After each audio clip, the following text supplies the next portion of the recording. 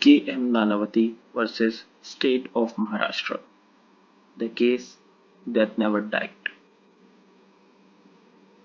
Victim and culprits. Culprit Kavas Manisha Nanavati, aka KM Nanavati.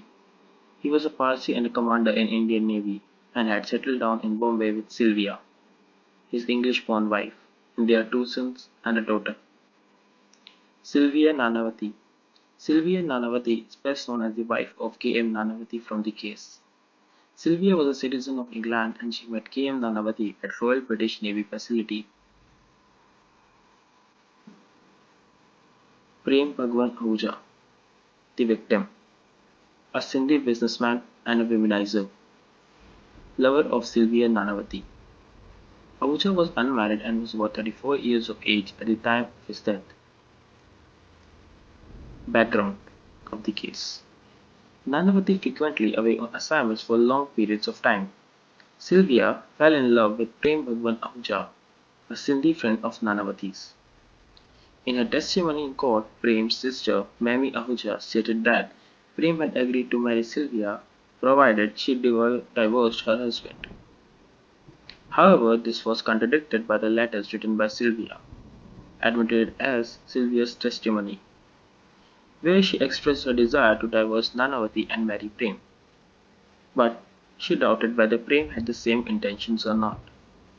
In a letter she wrote, "Last night when you spoke of your marrying me and the various other girls you might marry, something inside me snapped, and I knew I could not bear the thought of you loving someone else." Case from two points of view, prosecution and defense. These point of views were established by both the parties in the front of jury and High Court. Prosecution. This accused at the time of the alleged murder was in second in command of Indian naval ship Mysore. He married Sylvia in 1949 in the registry office at Portsmouth, England. They have three children by the marriage.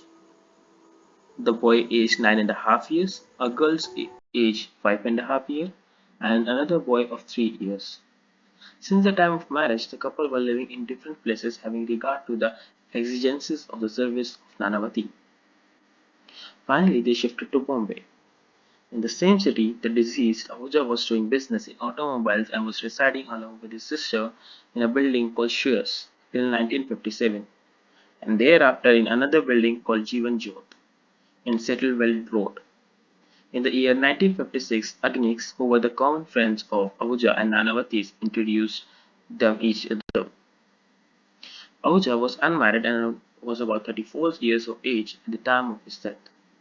Nanavati, as a naval officer, was frequently going away from Bombay in ship, leaving his wife and children alone in Bombay. Gradually, friendship developed between Ahuja and Sylvia, which culminated in illicit intimacy between them. On April 27, 1959, Sylvia confessed to Nanavati of her illicit intimacy with Ahuja.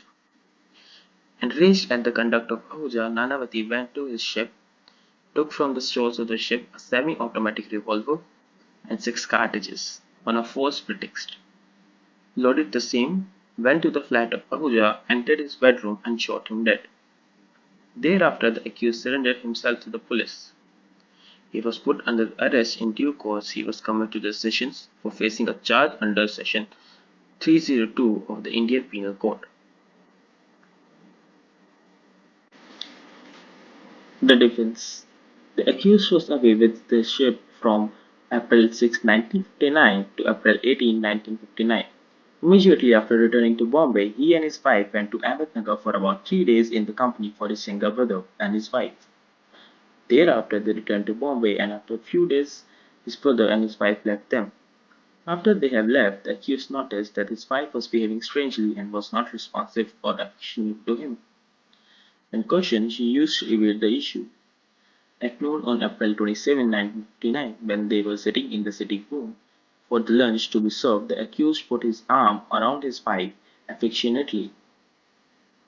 When she seemed to go tense and unresponsive, he asked what is the reason for this. She shook her head to indicate that she was unfaithful to him. He guessed that her paramour was Ahuja. As she did not even indicate clearly whether Ahuja would marry her and look after the children, he decided to settle the matter with his wife. Therefore, he drove his wife, to his children, a neighbor's child in his car to a cinema, dropped them there and promised to come back and pick them up at 6 p.m. when the show ended. He drove his car to his ship as he wanted to get medicine for his sick dog. He represented to the authorities in the ship that he wanted to draw a revolver and 6 rounds from the stores of the ship as he was going to drive alone to Ahmednagar by night, though the real purpose was to shoot himself.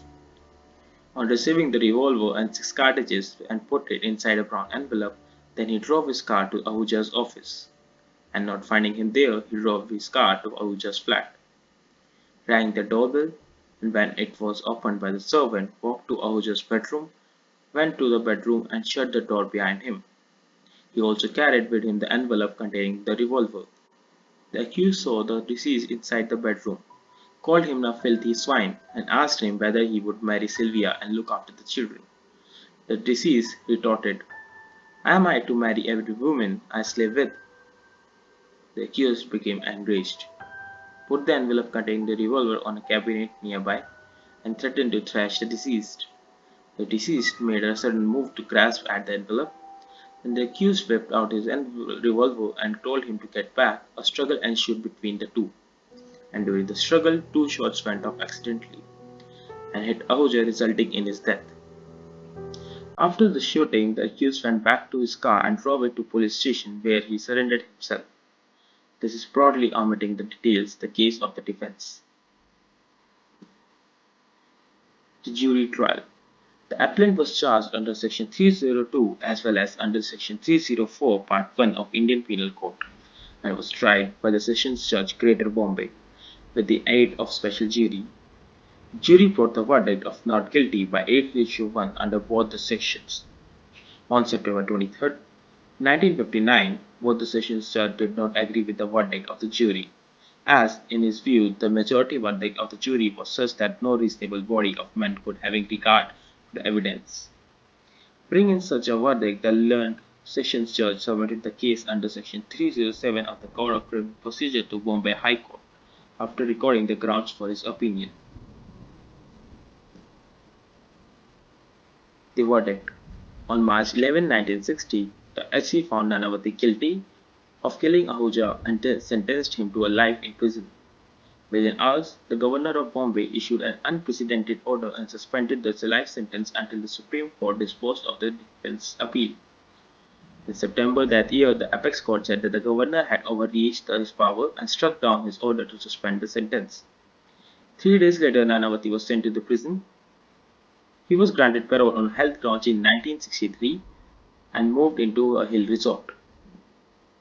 Sections applied in the case: Code of Criminal Procedure, Act 5 of 1898, Section 88, Section 307, Section 410, Section 417, Section 418 Part 1, Section 423 Part 2, Section 297, Section 155 Part 1, Section 162 Indian Penal Code 1860, Act 45 of 1860, Section 88, Section 302, Section 300, Exception, Part 1, Indian Evidence Act 1872, Part 1 of 1872. These are the references.